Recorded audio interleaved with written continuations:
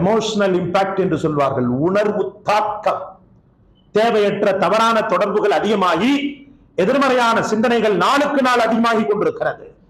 மறைவாக எல்லா காரியங்களையும் செய்யும் பழக்கம் அதிகமாவதால் தான் செய்யக்கூடிய ஒவ்வொரு செயல்களிலும் பதற்றமும் மன அழுத்தமும் இன்றைய இளைய தலைமுறையை பிடித்து ஆட்டுகிறது சகோதரர்களே.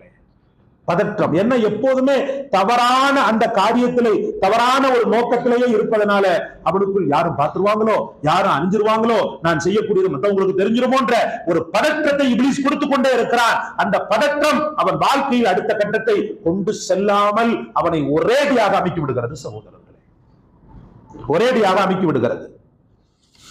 சோம்பேறிகள் உருவாகி கொண்டிருக்கிறார்கள். அல்லாஹ் பாதுகாப்பானாக. மூளை கெட்டு போன சோம்பேறிகள், உடல்நலம் பாதிக்கப்பட்ட சோம்பேறிகள் உருவாகி கொண்டிருக்கிறார்கள். லேக் ஆஃப் பிளானிங், திட்டமிடாத வாழ்க்கை. ஏதோ சாப்பாடு கிடைக்கிறது, சாப்பிடுகிறோம்,